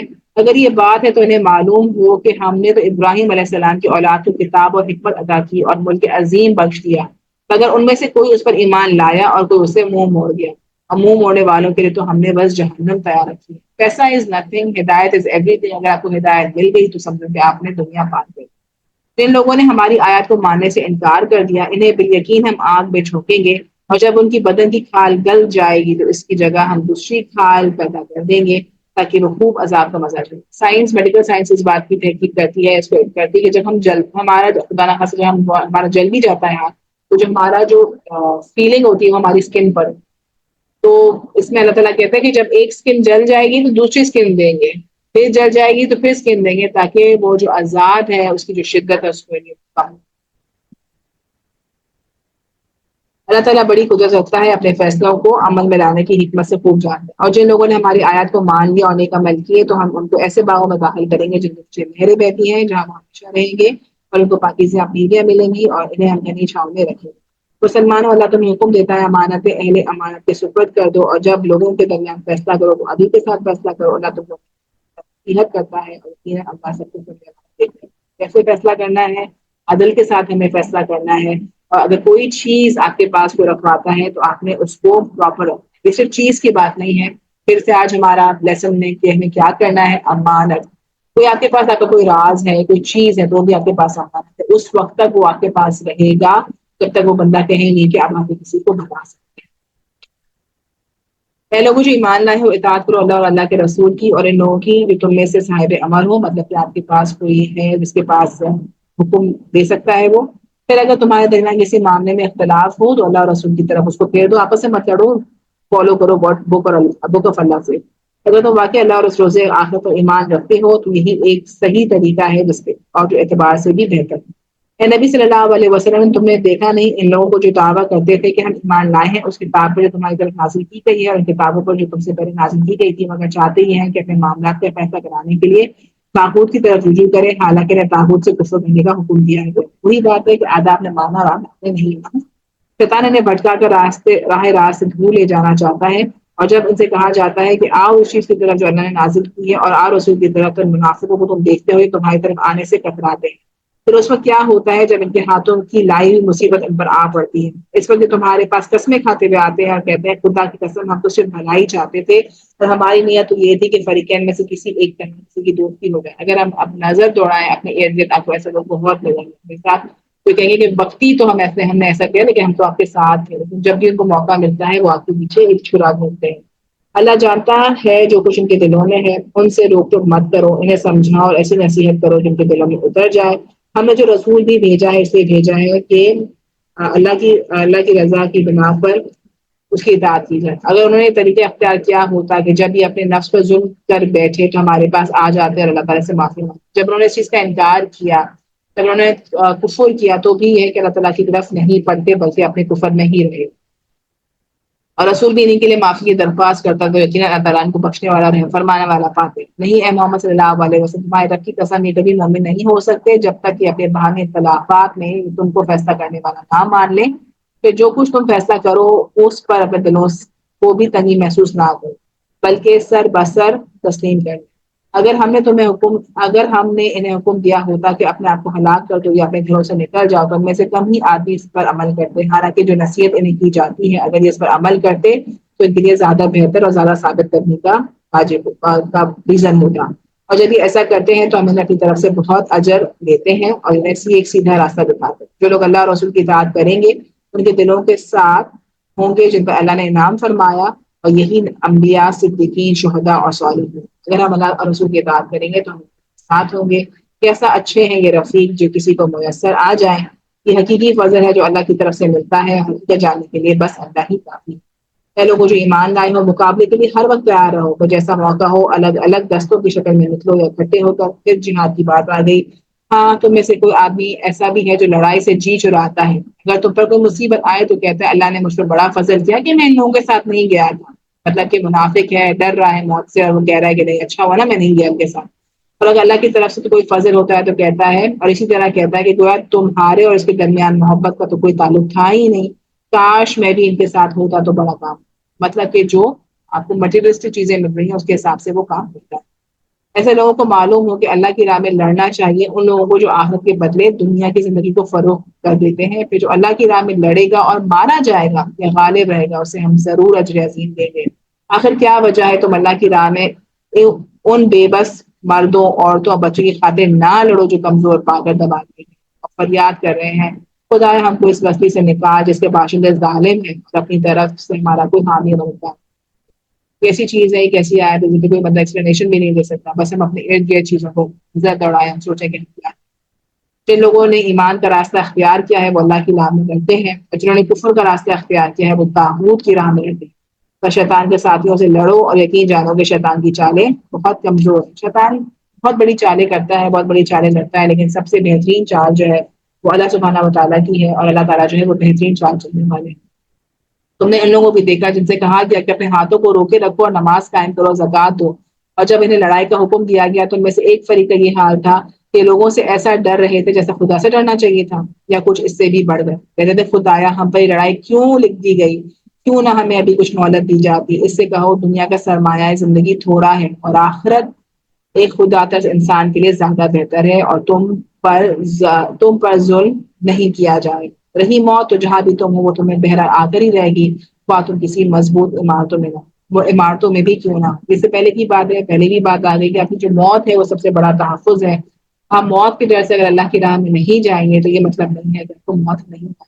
اگر خالد بن ولید جو ہے انہوں نے سارے غزوں میں شرکت کی، وہ کہتے ہیں کہ میرے جسم میں کوئی ایسی جگہ نہیں ہے جہاں پہ کوئی ایک مجھے زخم نہ لگا، لیکن کی موت کا بھی بستر ہے۔ اگر انہیں کوئی فائدہ پہنچتا ہے تو کہتے ہیں یہ اللہ کی طرف سے، اور اگر کوئی نقصان پہنچتا ہے تو کہتے ہیں اے نبی آپ کی بدولت ہے، تو وہ سب کچھ اللہ ہی کی طرف سے۔ آخر ان لوگوں کو کیا ہو گیا ہے، کوئی بات ان کی سمجھ میں کیوں نہیں آتی؟ اے انسان تجھے جو بھی بھلائی حاصل ہوتی ہے وہ اللہ کی عنایت ہوتی ہے، جو کوئی مصیبت آتی ہے وہ بھی اپنے کسب و عمل کی بدولت، ہماری وجہ سے ہمارے کو مصیبت آتی ہے، اللہ کی وجہ سے۔ اے محبت تم میں سے تم اے محمد ہم نے تم کو لوگوں کے لیے رسول بنا کر بھیجا ہے، اور اسی پر خدا کی گواہی کا جس نے رسول کی اطاعت کی تو دراصل خدا کی اطاعت کی، اور جو منہ موڑ گیا تو بران ہم نے تمہیں ان لوگوں کا نگران بنا کر تو نہیں بھیجا۔ وہ منہ پر کہتے ہیں کہ فرما بردار ہیں، مگر جو ہمارے پاس سے نکلتے ہیں اور اپنے گروہ کی طرف جاتے ہیں جو راتوں کو جمع ہو کر تمہارے خلاف مشورے کرتا ہے، وہ ان سے کہتے ہیں کہ تم ان کی پرواہ نہ کرو، اللہ پر بھروسہ رکھو، وہی بھروسے ملے گا۔ کیا یہ لوگ قرآن نہیں پڑھتے، قرآن کی آیت کو غور نہیں کرتے؟ اگر یہ اللہ کے سوا کسی اور کی طرف سے ہوتا تو اس میں بہت کچھ اختلاف ہوتا، بہت کچھ اس میں مسٹیکس ہوتی، بہت کچھ اختلافات ہوتے۔ یہ لوگ جہاں کو اطمینان بخش یا خوف ناخبر سن پاتے ہیں اسے لے کر پھیلا دیتے ہیں، حالانکہ اگر یہ اسے رسول اور اپنی جماعت کے ذمہ دار تک پہنچائیں تو وہ لوگوں کے لیے زیادہ بہتر ہو، وہ لوگوں کے علم میں آ جائے جو ان کے درمیان اس بات کی صلاحیت رکھتے ہیں کہ اس سے کوئی ریزن نکال سکے، کوئی نتیجہ نکال سکے۔ اس کا مطلب کیا ہوا، کوئی بھی چیز آپ کو علم ہو، کوئی بھی چیز آپ کو پتہ چلے، پراپر چینل کی طرف پہنچائیں اور وہی جو ہے آپ کو حل دے سکتا ہے۔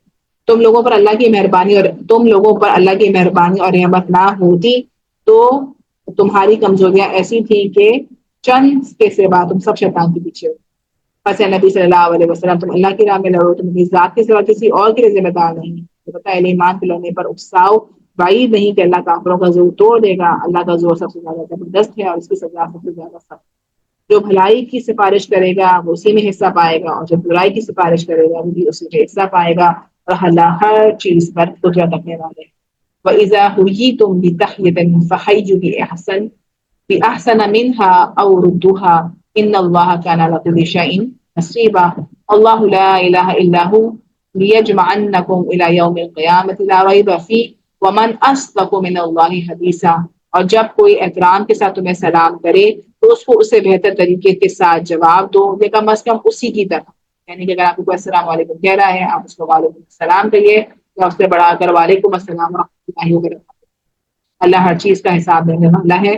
اللہ وہ ہے جس کے سوا کوئی خدا نہیں، وہ تم سب کو اس قیامت کے دن جمع کرے گا جس کے آنے میں کوئی شبہ نہیں، اور اللہ کی بات سے بڑھ کر اور کس کی سچی بات ہو سکتی ہے۔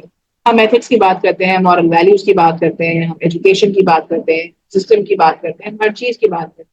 لیکن سمپل بات یہ ہے کہ اگر ہم اس قرآن کو پراپر طریقے سے پڑھ لیں، اس کو اپنی زندگی میں ایبزارب کر لیں، اس کو عمل کریں پراپر طریقے سے، تو جو قرآن ابھی آپ کو بتا رہا ہے کہ اس کلام کا جواب آپ کو کیسے دیں، وہ بار بار آپ کو یہ بتا رہا ہے کہ قرآن نے ہر چیز کا اجر رکھا ہے، ہر چیز کا ایک میعاد مقرر ہے، ہر چیز کا جو فیصلہ ہے وہ اللہ کے ہاتھ. تو پھر یہ قرآن ہمیں کیسے مس لیڈ کرے گا، ہمیں ہمیشہ یہ قرآن گائیڈ کرے گا. اس کے ساتھ ہی ہم یہاں پہ اسٹاپ کرتے ہیں انشاءاللہ. ہم نے سورۃ النساء آیت نمبر 87 ففتھ پارا والمحصنات جو ہے مس ہو گیا ہے. انشاءاللہ اس کے ساتھ ہی ہم آگے سے کنٹینیو کریں گے. سبحان ربک رب العزت عما یصفون، السلام علی المرسلین والحمد للہ رب العالمین. السلام علیکم ورحمۃ اللہ وبرکاتہ.